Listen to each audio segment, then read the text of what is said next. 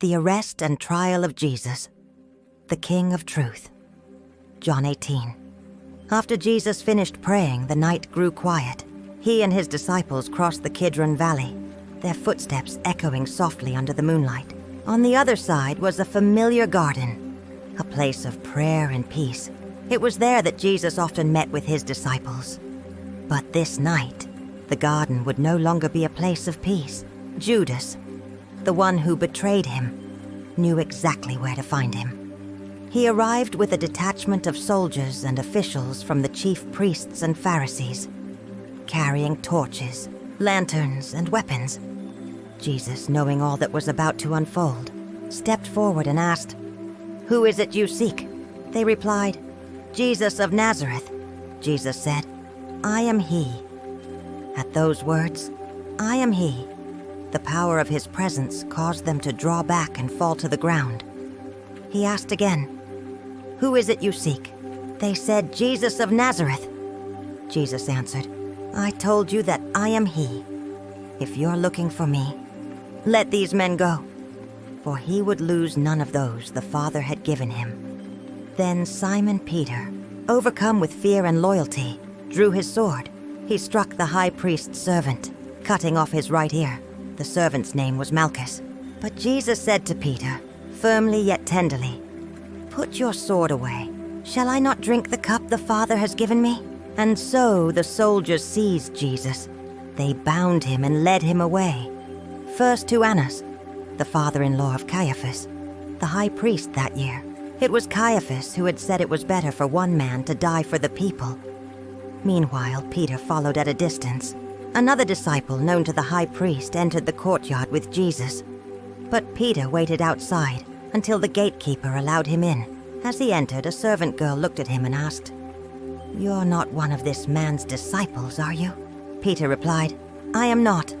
The night was cold. Servants and guards huddled around a fire for warmth, and Peter stood among them, trying to disappear in the flickering light. Inside, the high priest questioned Jesus about his followers and his teaching. Jesus replied calmly, "I have spoken openly to the world. I have taught in synagogues and in the temple, where all the Jews gather. I have said nothing in secret. Ask those who heard me." At this, an official struck Jesus across the face. "Is that how you answer the high priest?" he demanded. Jesus, unshaken, replied, "If I said something wrong, testify to what is wrong. But if I spoke the truth, why strike me?" Then Annas sent him bound to Caiaphas. Outside, Peter still lingered by the fire. Someone asked again, "You're not one of his disciples, are you?" Peter denied it once more. Then a man, a relative of Malchus, whose ear Peter had cut off, said, "Didn't I see you with him in the garden?" Peter denied it a third time, and at that very moment a rooster crowed. The sound pierced the night, and Peter's heart broke. At dawn, the guards brought Jesus from Caiaphas to the Roman governor's palace. The religious leaders refused to enter, to avoid ceremonial defilement before the Passover. So Pilate came out to meet them. "What charges do you bring against this man?" he asked. They replied, "If he were not a criminal, we would not have handed him over to you." Pilate said, "Take him yourselves and judge him by your own law." But they answered, "We have no right to execute anyone." And so, the prophecy was set in motion, that Jesus would die by crucifixion. Pilate returned inside and summoned Jesus. "Are you the king of the Jews?" he asked. Jesus replied, "Is that your own idea, or did others tell you about me?" Pilate scoffed, "Am I a Jew? Your own people handed you over to me.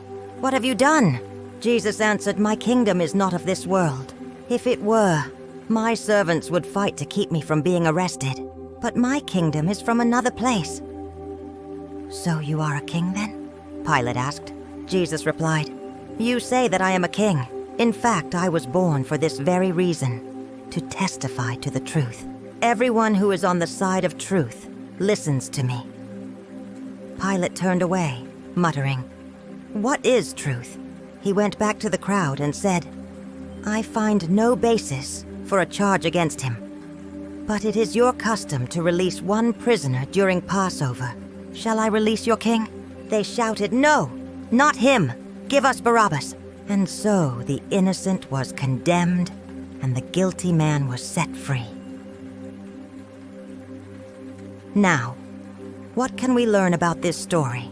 In the darkness of betrayal and fear, Jesus stood unshaken, the embodiment of truth and love. He faced violence with peace, hatred with forgiveness, and injustice with divine purpose. Peter's denial reminds us of human weakness, but also of redemption to come. And Pilate's question, "What is truth?" still echoes today. When the world pressures you to compromise, will you stand on the side of the truth that Jesus came to reveal?